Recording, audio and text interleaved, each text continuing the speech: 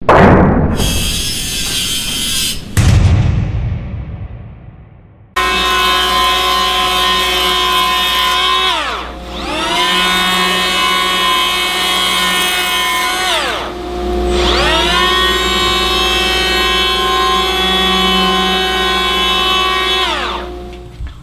guys, today we're talking about Makita's 18-volt brushless, cordless, 3 1/4 inch planer. You know, carpenters have been using power planers to adjust doors and plane down cabinet bases and boards for years. They're a huge time saver. I don't think anybody argues that. It's hard to imagine though that Makita was the first to release an electric planer in 1958, 60 years ago. And we just looked at their brand new brushless planer. Now, brushless to me, it equates to longer runtime, increased power speed, and longer tool life.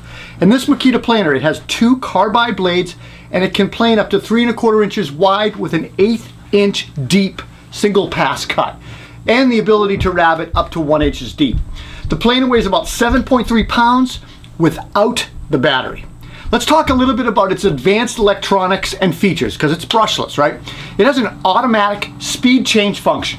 The planer has a high speed mode and a high torque mode. The tool will automatically adjust between these modes, the cutting speed and the torque, when it's under load. When the load is low, the tool will run in high speed for quicker stock removal. When the cutting load is high, the tool will ramp down, it'll run in high torque mode for more power. Now there's a mode indicator light right next to the battery gauge, and it'll light up if the tool goes into high torque mode, and it'll blink if it goes into an overload condition, which gives you a little bit of feedback. There's also an overheating protection in the tool, and if you run into this situation, the tool will automatically stop and you'll need to be restarted, and once the overheating situation ceases. During that situation, the battery gauge will blink, which is it's nice feedback. And like many portable planers, this has a spring-loaded foot at the rear of the toe shoe plate.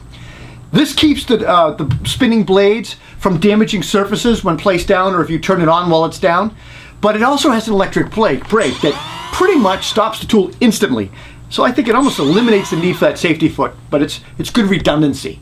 There are 2 excellent dust collection features I want to talk about. It has a dual dust port with a recessed chip discharge stopper, and an AWS, which is the Autostart wireless system for the vacuum.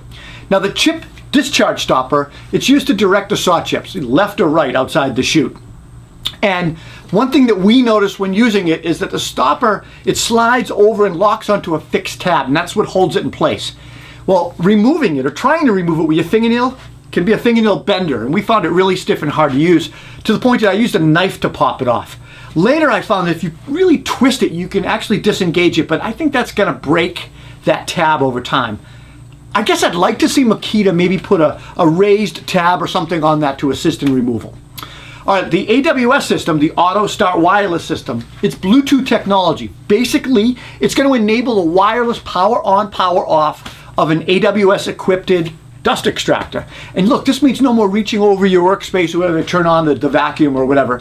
But the Autostart wireless transmitter, it's an accessory. It is sold separately. It's this little thing that you have to insert into the tool.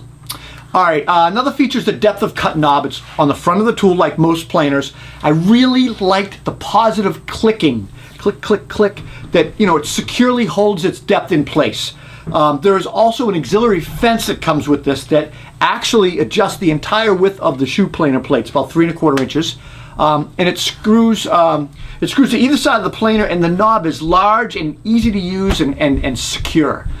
Chamfering is something that I do a lot with a planer, and the bottom of this particular planer, the shoe plate, has 3 different size V-grooves for chamfering.